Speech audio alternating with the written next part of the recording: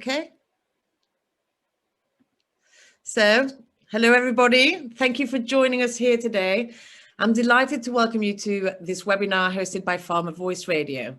So today's event is about the importance of farmers' voices in smallholder supply chains, a subject which I'm sure you'll all agree is really relevant today as we live through the COVID pandemic. So around 90% of the world's 570 million farms are small, and the owners and people that work on them are essential to our global businesses, food security and environmental protection. So those of us that are working within the agricultural sector also see how climate change is having an impact on smallholder farmers. I'm Christina Tallens and I'm the director of Source Climate Change Coffee. We're a conservation-led coffee company which sources from smallholders involved in reforestation projects. And we have Luke here that we buy from in Uganda. I'm going to be the chair this afternoon. And I've worked with Farmer Voice Radio for over 10 years now in Tanzania and Kenya and Ghana and the DRC. So I'm really personally delighted to be chair of this session today and to explore this question with our panel. This afternoon, we're going to hear 4 short presentations from individuals who've been working with smallholder supply chains for many years. Like I said, Luke is from Uganda, and we've recorded his presentation to avoid any internet difficulties. We're going to be asking each speaker to introduce themselves and give us a 5-minute presentation on how they're working to promote the voice of smallholders in supply chains. And during this time, you're all welcome to ask the panelists questions. And I'll be asking you to send those in writing by using the Q&A tab at the bottom of your screen. At the end of each presentation, I'll ask the presenter 2 questions, and I'll be reading out the questions to the speakers because there's quite a few of us here today. So, you know, you won't be heard or seen. So I'll read out your questions to them. You'll also be able to write comments and share your thoughts in the chat tab. So feel free to use that. You'll find this at the bottom of your screen also. Please feel free to add your names on LinkedIn details in this tab if you wish to. At the end of all these 4 presentations, we will open up the floor to wider discussion between our panelists and the audience. And I think there should be about 20 minutes at the end for us to have that discussion. Given that we've got quite a lot of people that are going to be joining us today, we may not be able to ask all of your questions, but we will pass these on to the speakers and we will follow up with you independently afterwards. So without further ado, our first speaker here today is Hannah Davis from Farmer Voice Radio.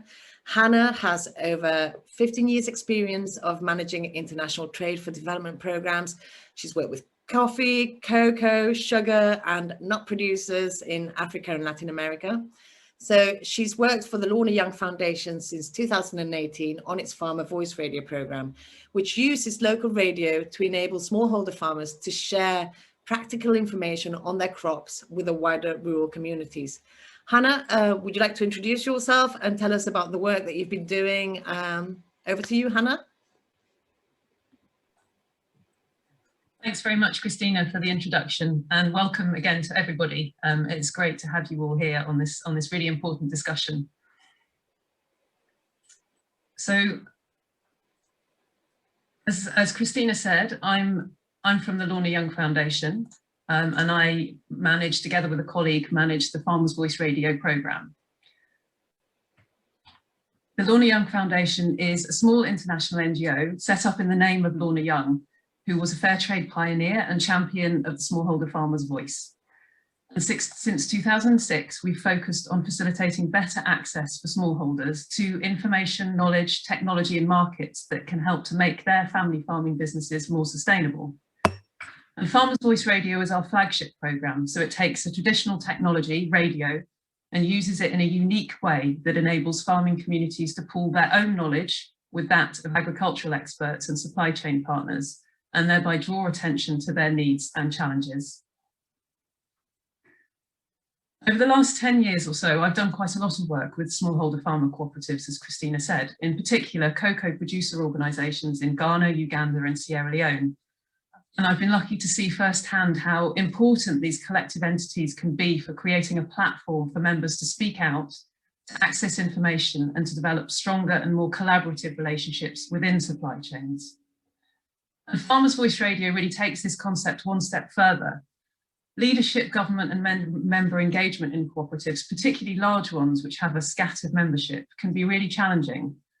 And there are also, of course, many farmers and producers who feed into international supply chains who aren't organised in this way and not able to access more traditional forms of agricultural extension due to things like poor infrastructure, low levels of education, or gender barriers. And radio really can reach these people. So despite the rise of mobile phone ownership and the net penetration of mobile phone networks, radio really is still the most affordable and accessible communications medium in a lot of lower income countries. It's trusted, it's inclusive, and it has a wide and rapid reach. So how does Farmers' Voice Radio work? Well, it's not just about putting a coffee agronomist in a radio studio and broadcasting very generic advice on good coffee production practices.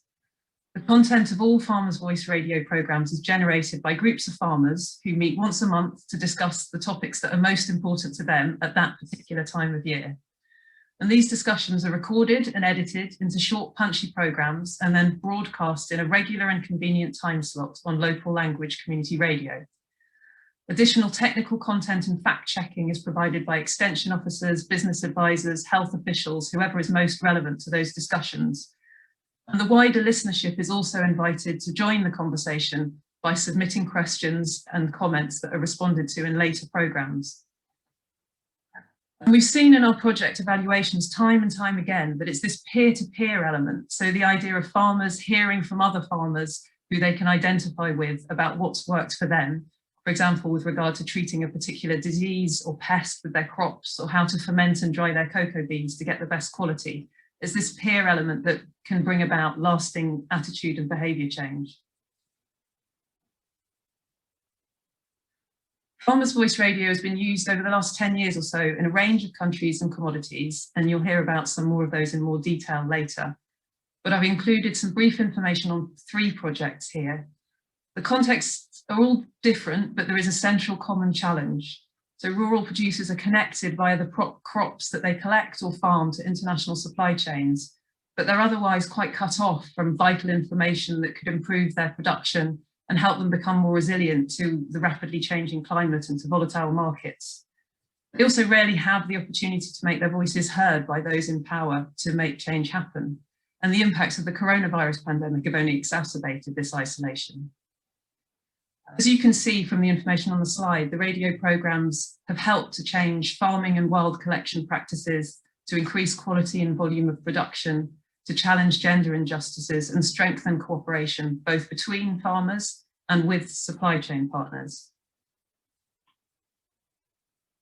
One of our current projects is in partnership with GOLA Rainforest Conservation and GOLA Gorbu Cocoa Farmers Union in Eastern Sierra Leone, which are an organisation that I've been working with for quite a long time.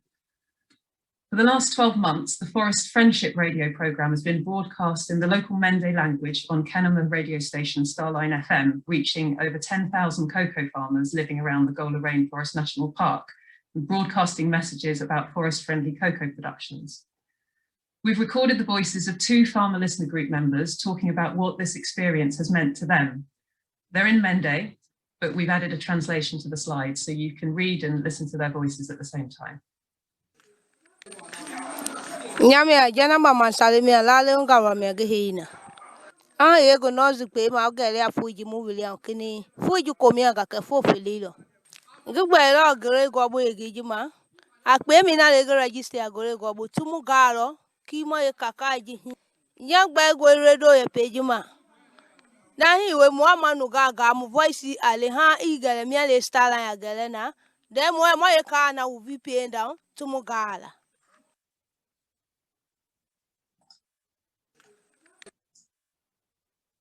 And this is from a second farmer listener group member, Amara Jusu. Nyaleme Amara Jusu, Ubo Miado Golala, Kaurama Wi, Kenma DCB, Dejun Tutuma Salo. Where do a page or Tia Bago Mawanya Yagama, Ajifa, Yanakini, Nugana tinya go ke ji tanyale na mi ageli ke tianya roma ta yina ga de guarantee what be jignyale ge mahada anabe nugati anyaro tanya mole oteda ke ama jusute wo me wa period na o te jisi amata period na so o te abago ma wa den o te aboma ko ya nyava. And I'd just like to mention that right now, at this moment, we have a parallel event going on in Kenema in Sierra Leone, where these farmer listener group members are sharing their learning from the Farmers Voice Radio project with other local organisations. Going forward, the Lorna Young Foundation would like to see more smallholder farmers and more supply chains benefiting from its Farmers Voice Radio approach. And so we've created a toolkit of guides and other resources that are available to download for free from our website. We're also looking to work with more businesses and international NGOs to help them to integrate participatory radio into how they work with smallholder farmers and supply chain partners. Rainforest Alliance is an example of one of these partnerships and is currently working with Mount Elgon Agroforestry Communities Cooperative Enterprise, which is the cooperative that Luke is from, to reach more farmers with messages on sustainable coffee production. And you'll hear more about that later. At the end of last year, there was the first truly open-sourced Farmers Voice Radio project in Panama, supported by Dark Woods Coffee and the British Embassy in Panama.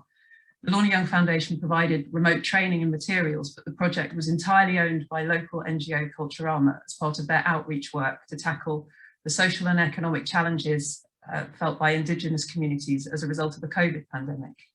Please do visit our website to find out more about this project and others I've mentioned, as well as to access our resources. So just to say finally that climate change and the coronavirus pandemic, as Christina said in the introduction, are constant reminders really of how interconnected we all are. We all depend on smallholder farmers for so much of what we consume, and that they're the ones who are most affected by these global crises. So it's really important that we do listen to their voices. Thank you very much for listening to me today. And I'm very happy to answer any questions. Thank you. Okay. I can't see any questions on the screen, but I do have a question for you. So Hannah, you've been working with international development projects for so many years now, and you've visited farmers in their communities. What do you think makes Farmer Voice Radio unique or different to what you've been doing before in development projects? I think it complements a lot of development projects. So in a lot of the cooperatives that I've visited, they have master farmers or lead farmer programs where farmers will be trained up to work with and support their peers to pass on good agricultural practices. So I think what's unique about radio is it really extends that approach and enables people who can't physically move to perhaps physical farmer field school locations and benefit from those master farmer programs. They can hear the advice over the radio. And actually a lot of Farmers Voice Radio programs, it might be master farmers who are facilitating communal listening sessions to listen together with the programs with other farmers. And so actually it's a tool that helps them to do their job better. And it is really the voice of the ordinary farmer that is broadcast over the radio waves. And so we really encourage the local implementing partners to select not existing leaders within cooperatives, but people who perhaps don't often have the opportunity to have a platform for their voices to participate and have their voices broadcast in that way.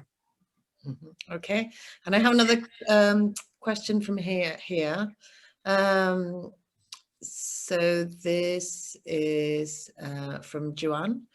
So hi Hannah, curious to hear if you've been mixing texting apps or outreach in your work at all. So I mentioned that we try to involve the wider listenership as far as possible in the radio programs to make it into a broader conversation. And we do that in a variety of ways. So we invite people to call into the radio studio by phone or to text if they can, but that's often a barrier due to low literacy levels. People might not be able to write the text messages. And we've also done a collaboration with Farm Radio International to use a piece of software that they have called ULISA, which is a way of inviting listener feedback through callbacks to mobile phones. And so we're trying lots of different means of doing it and trying to work out what is the most accessible way for all farmers to be able to participate. One of the things that actually seems to have worked most successfully is to organise communal listening sessions through master farmers or other people in communities, and that then they're responsible for collecting questions and feedback from the people who attend and submitting those back to the radio production team. Okay, we've got actually quite a few questions here now. I'm not going to be able to ask them all now, but we'll try to get some time at the end, because they're quite relevant in terms of whether farmers have to pay, etc. So we will, if we can't answer your questions now, what we'll do is follow up with you personally. Anyway, thanks Hannah for your presentation, and congratulations on the work that you've done so far. Next, I'd like to introduce you to Virginia Sampaio, who is Community Fair Trade Senior Buyer at The Body Shop International.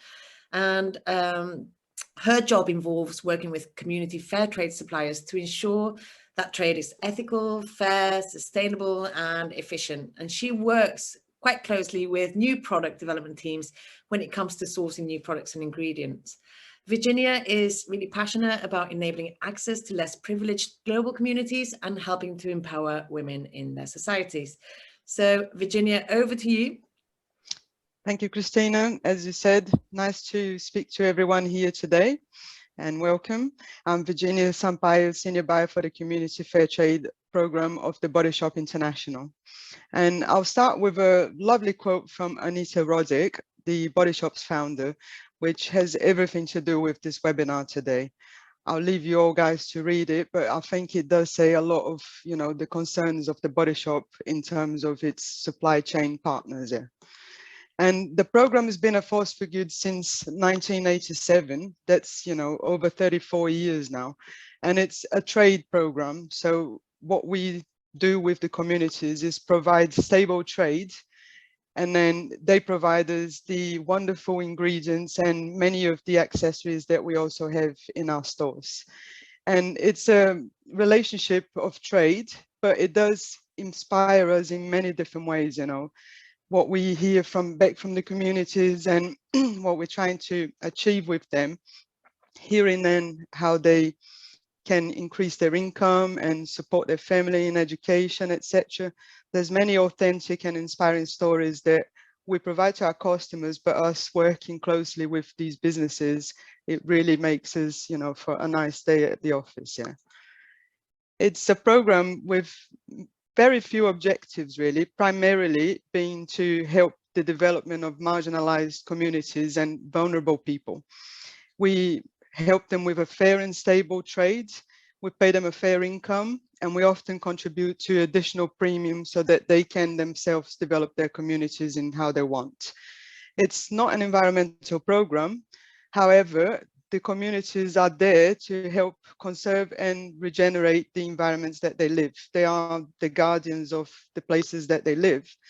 And we also try and influence other businesses to see if they can also adopt other sustainable trading practices and look for initiatives that we can replicate at scale so that it could go through the different supply chains that we work with. For this project with the Farmers Voice Radio, we worked with Tanteia, who is our shea butter community.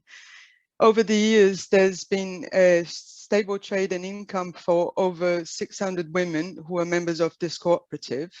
And there's many wider benefits which extend to their communities as well. Over the years, they've been able to build schools, health centers.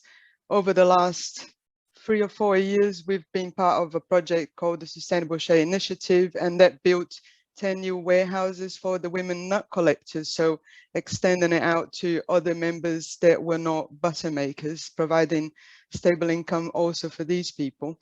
And the Sustainable Shea Initiative also helped deliver business and cooperative management training.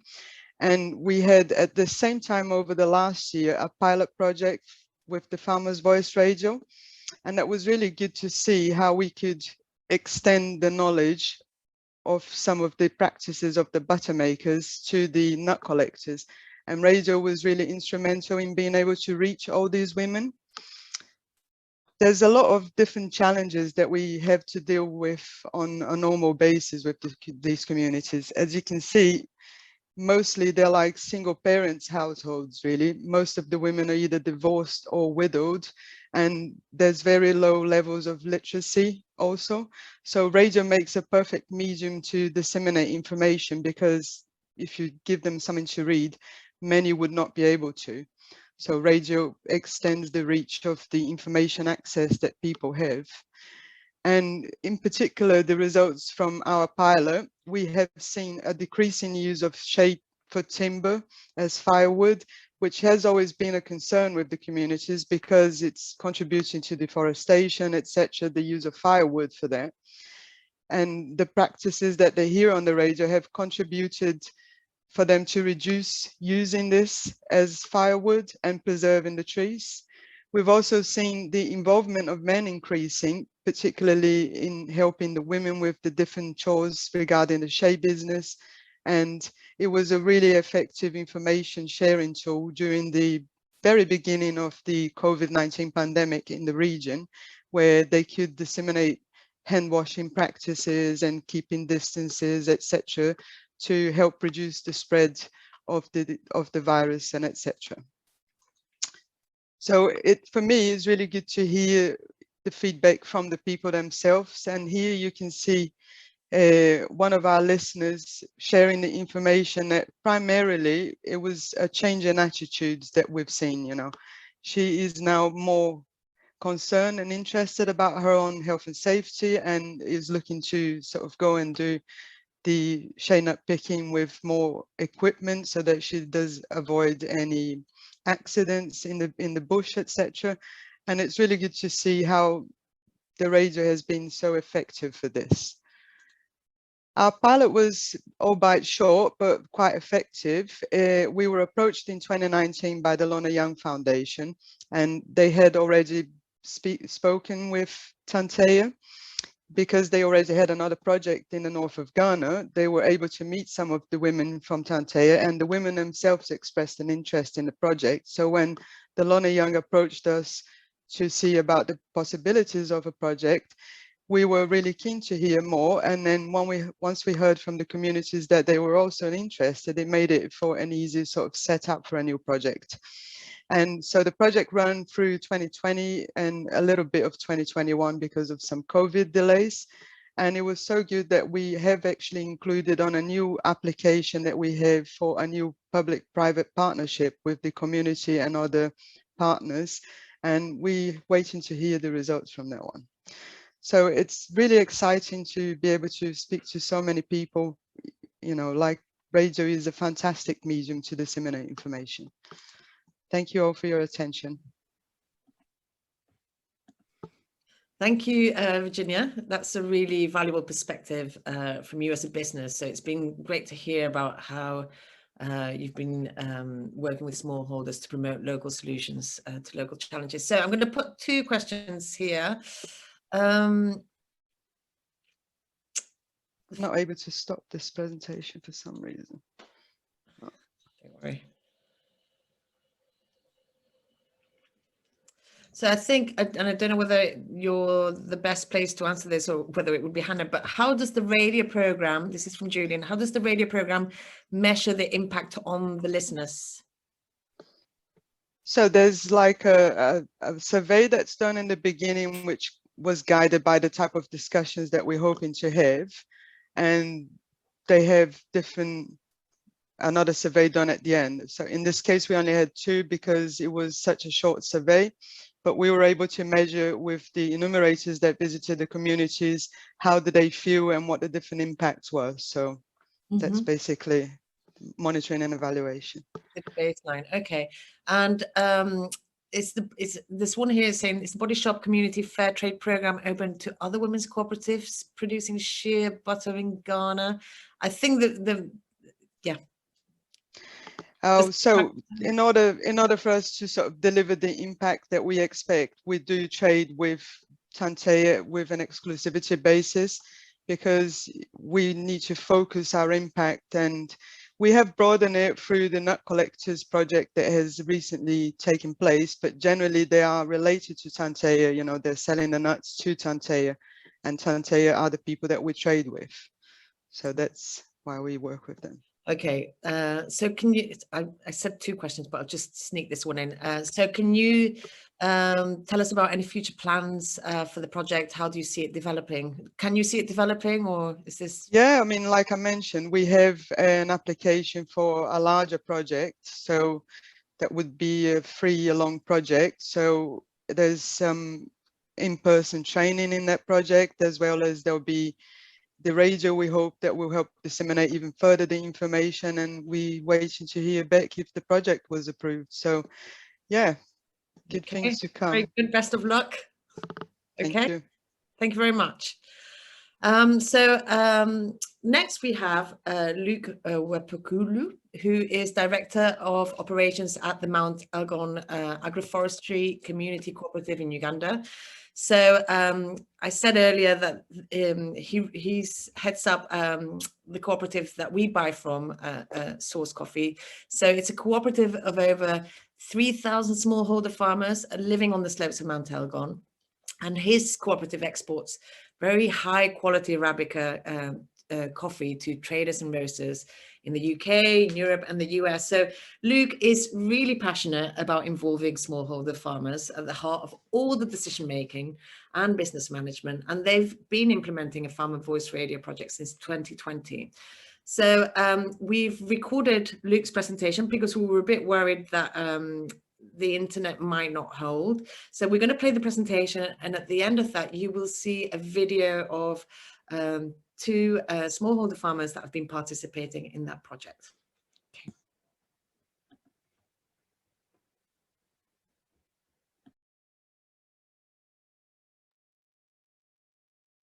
I want to thank everyone who is on this platform today. I want to greet you all. My name is Luke Wepukulu. I work with Untitled Agroforestry Community Cooperative Enterprise, in brief it's called MEACCE, as the operations manager. First start with talking about MEACCE, what MEACCE is. It is a secondary level cooperative comprising of 11 primary cooperatives that are spread along the slopes of Mount Elgon in 5 districts, with a total population of 3,033 members, and out of whom 600 are women. The main objective is to increase their living standard by providing good markets, or we can call them specialty markets, for their coffee. And therefore, we have key pillars that we embrace, and that is quality, number 1. Governance is important as well. Business management or business development is also very important. Daily production and productivity are also important. Of course, our farmers are majorly smallholder farmers with an average of 1 acre, and they grow coffee in an agroforestry manner, where they integrate coffee with bananas and the other agroforestry trees. As a farmers cooperative, of course, we have given the mandate to all farmers to make decisions. There's nothing that happens, no activity happens in the cooperative without the decision of the members. So we have provided a platform on different fronts. 1, we have tried to expose these members by helping them visit different groups, by having exchange visits within the cooperative. Maybe one of the society members go to visit another society member, by also engaging them with the different buyers. When they come around, they meet them, and that gives them confidence to believe that their voices, when they are heard, they are also important. Definitely there are opportunities. One of them is, for example, the Farmers Voice Radio program. It has really been a very good opportunity for our members to be heard all over the country through radio, and indeed it has really helped them. We also provide the platforms where these farmers engage with the government officials in different ways. We have representation. We have also joined other groups, like for example the Uganda Cooperative Alliance. We have representation there. we are also part of the Fair Trade Africa team, Fair Trade Uganda network, of course, and the General Fair Trade team. On all those platforms, we ensure that we build the capacity of our farmers to go and air out their voices. And whenever their voices are heard and acted upon, it gives them confidence. We have had issues with the COVID, definitely. When COVID came, we were really affected in so many aspects, especially when the government tried to control the spread by putting up a lockdown. Women were highly affected. There was a lot of domestic violence, and all that brings it reduces the confidence of these women again. I can also talk about an example of a project or initiative we have undertaken to promote the voice of smallholder farmers. Of course, the biggest one is currently the Farmers Voice Radio.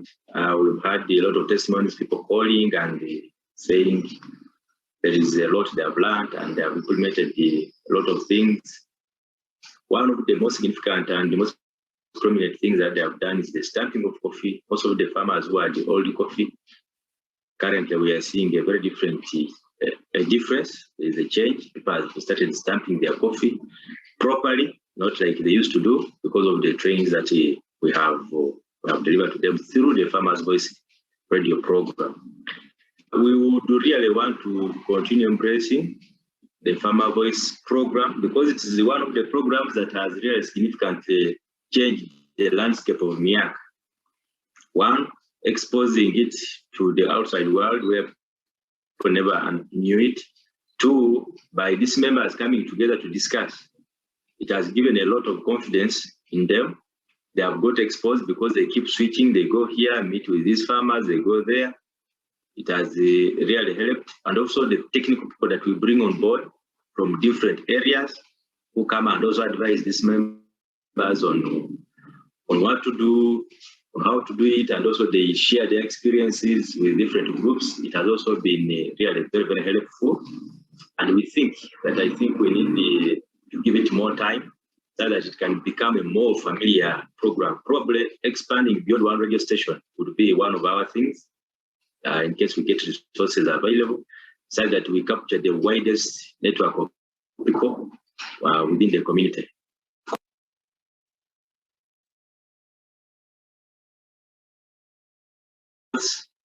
One of the other plans could be to expand it even to TV, because there are national TVs that people watch, so that people can not only hear people's voices, but also see their faces, see the farms, and also learn from there. We believe it can help a wider perspective, and if they can see videos of these farmers talking and also probably showing their gardens, their farms on how things are done and how they are benefited, we believe it is going to give us a more better result than probably just stopping there.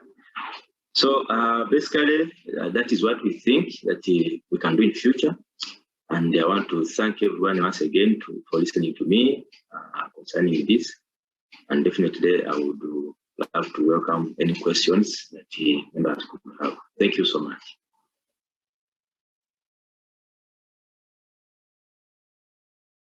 So my voice heard on the radio, it is very important because it gives others also courage to they pick interest in the program, because when I'm speaking on the radio, we are interacting with the people and they are able to also guide me on what again I should speak about the next time.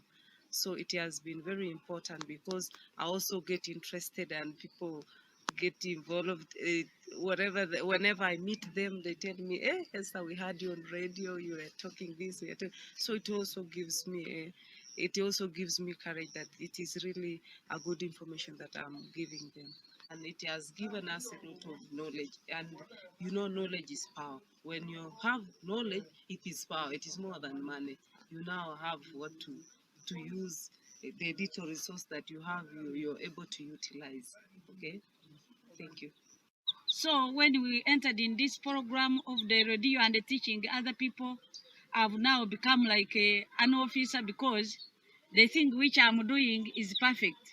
I've stamped my coffee, So now if you go to the garden, even we called with my husband, that why do you stamp all the coffees? I said, you wait, we shall eat very many things and we shall not grow old.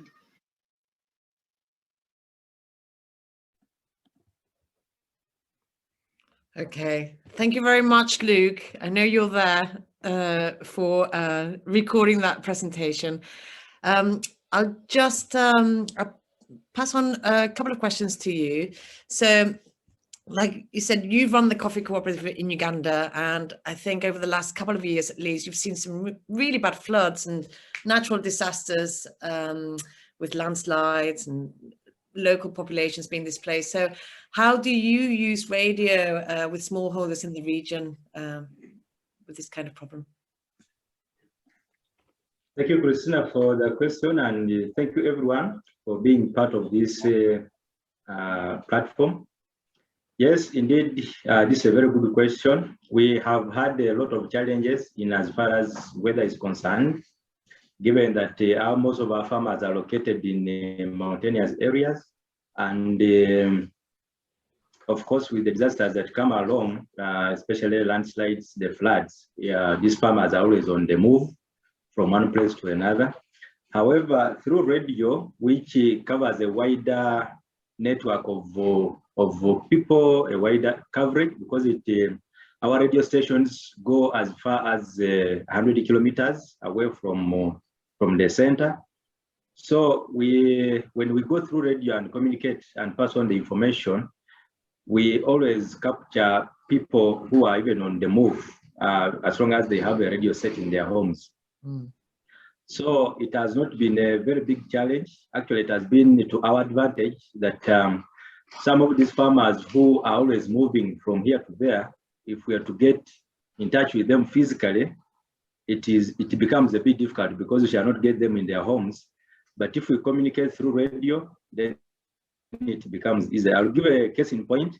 We have a group of farmers who have moved from some district called Bududa to another district called Bulambuli because of the landslide. But during this period of radio program, we were receiving calls from those farmers who were displaced, who moved to another area, meaning that they are now getting information. And they were very happy with this program and encouraged us to continue with it because it was one of the ways they were getting the information that they wouldn't otherwise get. Very good. Thank you. Okay, thank you. And second question, I'd seen something here about pricing, but it's gone. Second question is, how do you make sure that radio programs and messages are in line with the different agricultural advisory messages that the government would give out and the different stakeholders in your country? And this is to avoid giving mixed messages to farmers. Thank you, Mansi. Thank you. One, we first of all harmonize our programs with the government, especially the agriculture office. We have always made sure that we bring on board people, different stakeholders, including the government staff. So before we air out any program, we first of all visit these districts where we believe farmers will be getting information, communicated to the government officials there, inform them of the program, give them a layout of what we intend to air, and also involved them in different platforms, workshops, and also during the Farmer Voice radio meeting program. Mm-hmm. So we're harmonizing together with them before we could air out this. And of course, besides that, when we do the recording, we make sure that the radio station transcribes the recording so that we look through the documentation of what is going to be aired. We make the necessary changes before we air out. We have also, I think, because before the program started, we got a calendar from the government, which was exactly in line with what we were going to air, and we made sure that we follow the two calendars. We harmonize them and follow them to the dot, and that is how we have managed to avoid conflicting information between the government or different stakeholders and us. Thank you. Okay, thank you. Sorry if you hear the dog barking in the background. Somebody's just knocked on the door. So leave it. Okay, thank you very much for those insights. You do bring a very much needed smallholder voice to the question, and so it's quite interesting to have heard you talk about videos as well on television. So that leads us very nicely on to Grace Hutchinson. Grace is the Program Development Officer at InsightShare, which is a social enterprise that uses participatory media in development and business contexts. So the aim of the media, and they use a lot of video, is to amplify community voices, foster dialogue between the stakeholders in the communities, and support grassroots innovation. So they've worked on over 300 projects in 60 countries, and Grace is involved in working in Africa and India to produce media on nutrition, traditional land use and climate. So I know you've been working with COVID-19 and you've been trying to do some communications during the pandemic. So I'm just going to pass over to you. Thank you, Grace. Thanks, Christina, for that introduction. Yeah, so as Christina said, InsightShare works predominantly with isolated communities, whether they're rural or indigenous, whose voices aren't often heard or represented in decision-making forums. So InsightShare's speciality is using participatory media to change that dynamic and to empower those communities to tell their own stories, to share their knowledge, and to address issues within their communities for all the reasons that my fellow panelists have already outlined. So we work mostly in a methodology called participatory video. Through this method, we train communities to create their own videos that explore their issues, discover solutions to those issues, and share their stories and their knowledge. We found that video is a really exciting hook for communities, and it really makes them motivated to get involved. But the real opportunity in this process is that it creates a space for dialogue between those communities and stakeholders who really need to hear their stories. So in the context of businesses, we can take the example of supply chains. And a participatory video process enables smallholder farmers to engage suppliers on an even footing, to voice concerns, to share innovations or knowledge, and to also share that knowledge between farmers themselves. And this is a really important exchange because it enables so much innovation within the supply chain and builds understanding between partners to ultimately strengthen that supply chain. So we've seen this in action in Peru, where we worked with alpaca and potato farmers through practical action. And these farmers use participatory video to share those innovations between each other and then to influence the markets. So they used the final video products to engage a range of actors, from investors to restaurant owners, to secure access to the markets they need to sell their products. But as you can see from the quotes, the videos did more than just secure money or purchases. They also informed actors up and down the supply chains of local realities, creating a more connected and resilient supply chain because it built that trust. But Christina mentioned COVID, so I'm going to move on now to talk a bit about how we communicated change during COVID. And in many ways, video stepped into a space where it could replace face-to-face meetings, because it does have this kind of unique ability to minimize or to breach a distance, whether it's social or physical, and bring you kind of metaphorically face-to-face with a person.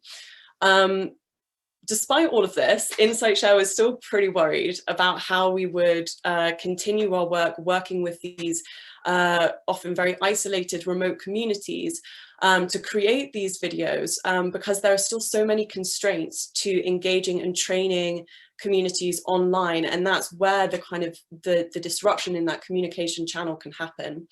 So we've been working really hard this year to try and figure out how we can continue our work with Indigenous and rural communities in a way that addresses and overcomes these constraints.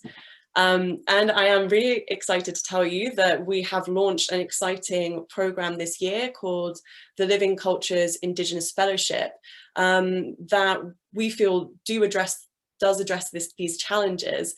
Through this program, we've created this adaptable model that can cope with disruption and unpredictability of the kind that we have seen during the COVID pandemic.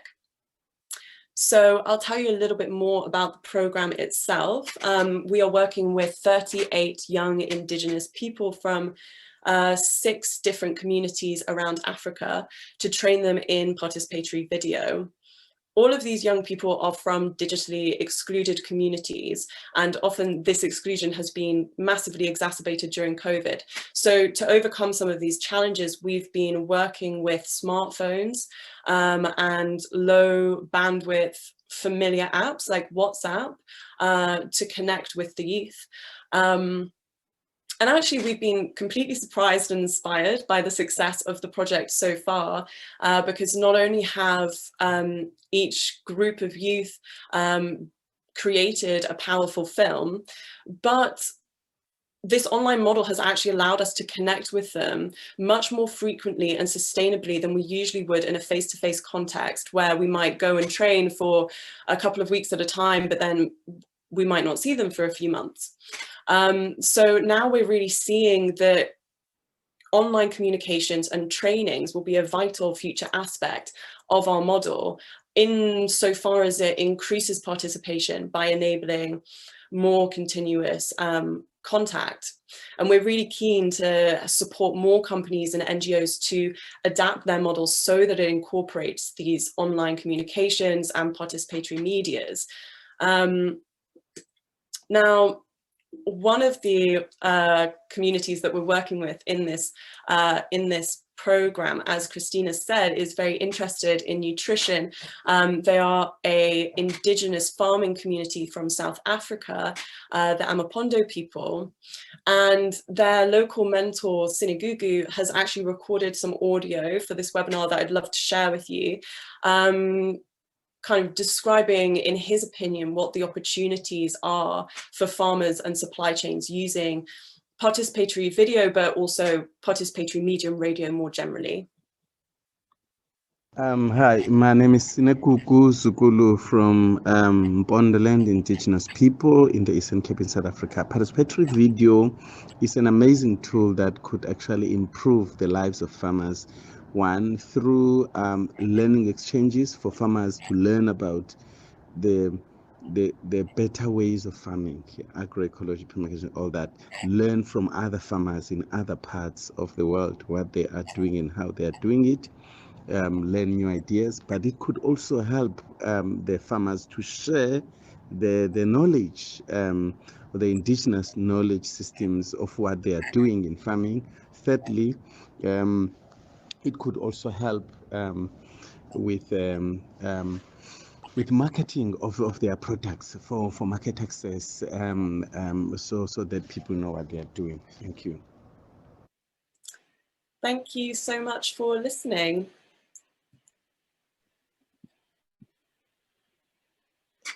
Thank you very much for that presentation. It's amazing work. I've got a couple of questions here that have been sent in for you. Do you have any examples, this is from Claire, do you have any examples of companies including video as part of human rights impact assessments in their supply chains? That is a good question. I think that, not off the top of my head, I can't think of any that I've directly worked on, but I think that some of my colleagues have worked on projects where we have used video as an evaluation tool, as well as a kind of direct communication tool. And when it's used as an evaluation tool, we would work within a project that's already existing, and allow community members to set their own parameters for you know, how that's impacted human rights or their impact of change. And that's a really helpful kind of dynamic for companies themselves, because instead of someone else assessing that impact, it's the communities themselves who are able to voice what the change has been, or, you know, on the flip side, what the negative impacts have been. Mm-hmm. It's quite important that then that it's not too controlled, isn't it? That they take ownership of that tool. How do you actually ensure that? So the methodology that I'm specifically talking about is participatory video and most significant change. And so what we do as an organization is work directly with communities themselves, so that we are passing over the tools of communication, which is part of the issue in the first place, is part of the kind of issue of exclusion, that many communities don't even have access to these tools. So we will go in and we will train them, firstly in how to use video, and in an ideal scenario, you know, leave equipment behind so that that work can carry on once that particular project is over. And then on top of that, we'll also provide training in you know, an approach that fits the need of that particular community. So if someone is wanting to do an impact assessment, then it would be a kind of evaluative approach, and that's, you know, a good way to work, because it empowers that community to be able to repeat a process, and it doesn't keep it kind of in-house and out of their hands. Okay, great. Thank you very much. Thank you for that presentation. So now we've got a few minutes, not quite 20 minutes. I thought we'd have 20 minutes, but a few minutes to just open the floor up to other questions and to discussion. And I think the first person, probably just head back to Hannah very quickly. Hannah, what do you think are the biggest challenges of starting more farmer radio projects? I mean, it's cheap, it's effective. Why is this not happening everywhere? Thank you, Christina. Good question. So I think from a Lorna Young Foundation perspective, we're a very small organisation with kind of very limited staff capacity, and so, but we don't feel like we need to be directly involved in all Farmers Voice radio projects, and this is really why we kind of started this open source approach, as we call it. So the idea that we try and package up the methodology and be really clear about the principles of Farmers Voice Radio and the ethics of it, and then hand that over to other organisations who have greater capacity to do it. And so that's really why we're trying to push it out and raise awareness of Farmers Voice Radio in that way, so that organisations who involve smallholder farmers, support smallholder farmers, source from smallholder farmers, see an opportunity that they might be able to use it within their work. And we're very happy to be in the background offering advice or supporting, but it's kind of about letting the methodology go, really. Mm-hmm. Okay, all right, thank you. And I'd probably go to Virginia. Do you see another crop or region where the radio program could have a strong and positive impact? So you've seen what the impact is. Is there anywhere else where you could be applying it and you think it would have? Well, personally, I like to roll it out to all of the different supply chains that we work with, you can apply it to any type of crop or artisans or topic. Really, it's about the methodology of disseminating information and getting the people involved. So it can be applied in any place and any type of supply chain, really. Mm-hmm. So everybody. Okay, and then Luke, your buyers obviously can't visit you at the moment, so I'm sorry about that. Are there any issues that farmers have raised in the radio programs that you think buyers should be hearing? Is there anything that they should be listening to? Is there anything that they need to be aware of? And yeah, I'll leave it there. Yes, thank you for the question. Indeed, there are questions that our farmers have always raised, which would need buyers maybe to explain further. We have had challenges, especially in quality, where most of the coffee that we ship, in most cases, tends to reach when it has aged. Mm-hmm. And it has been a concern with our farmers, and sometimes they call in and ask what the buyer thinks, or how should we manage this coffee so that it it doesn't lose its quality that fast as has been reported by the buyers. So that is one of the questions that our farmers have always asked. Of course, definitely, they are interested in knowing who is this person taking their coffee and would like them to come and visit and share the experiences with them, how they are managing their farms, and also what happens next after the coffee has been shipped. Those are the questions that our farmers have always wanted to get answers from our buyers. Do you have any exchange with the buyers? I mean, do they ever come on the radio programs and explain all of this? Has that happened? And the same for Virginia, I suppose. Have you ever gotten to speak to the farmers directly on the radio? The buyers?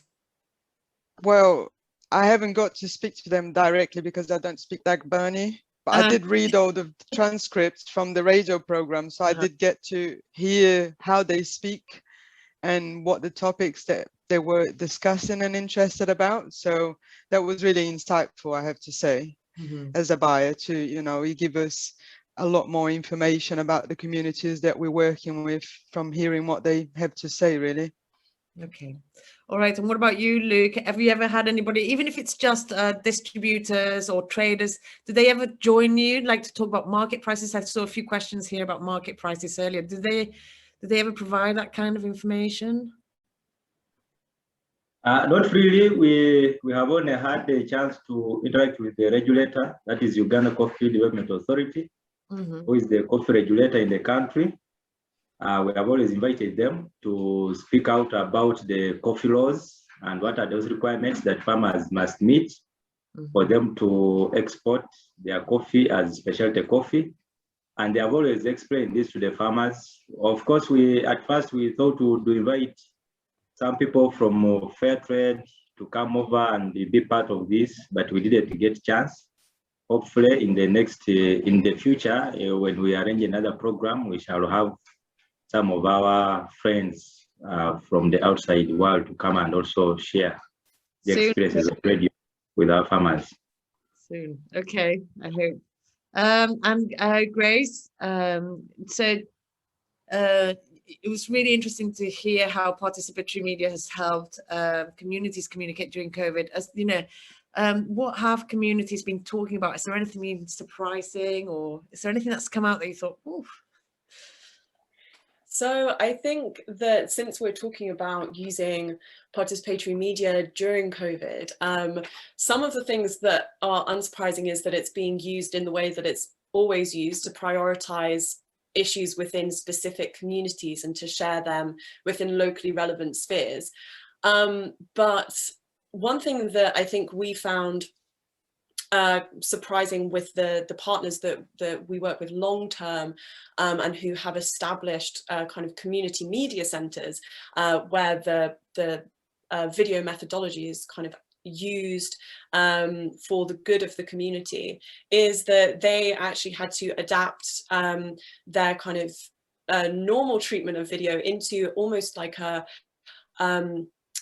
an aid response for news, because as I think Hannah said earlier in her presentation, during COVID, the access that many rural and especially Indigenous communities have to news was impacted so much during COVID, because often these communities don't always speak national languages. Sometimes, you know, there's not even the hardware to receive some of the broadcasts, or it's not presented in a culturally appropriate way. And so we were really inspired to see some of our teams adapting their media skills to enable them to actually create media for their communities that would help protect them against COVID, or even just inform them about what this is. So in India, one of our partners from the Northeast Network, they created short little video clips kind of explaining what is COVID, how is it transmitted, what are the local kind of precautions around it, and sent that via Bluetooth networks, because that's the way things are done in the area. So it was really inspiring to see how versatile participatory media is in that sense, and what the opportunities actually are there. Okay, Thank you. I'm going to take two last questions and just try to be brief before we go, because we're running out of time. We've run out of time, actually.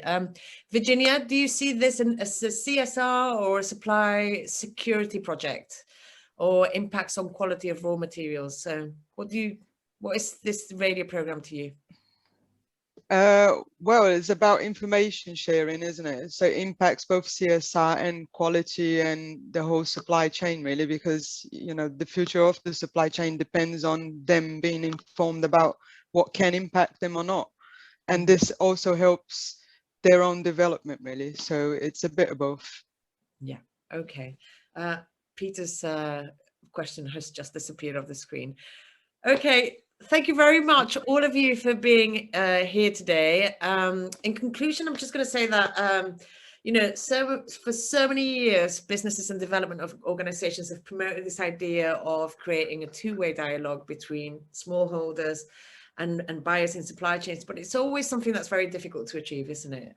Because the issues that smallholders face are often localized and just feel very far away from us. So it's, for me, it's been really good to see how participatory media, video and radio is helping to bridge that gap, because at the end of the day, smallholder farmers are knowledgeable about their local growing conditions and the challenges they face. So it's been really good to hear you speak about how you're tapping into that knowledge. Thank you very much to all our speakers. This marks the end of our webinar for the Farmer Voice Radio. Like I said, any questions that haven't been answered on today's webinar, we will try to follow up directly with you.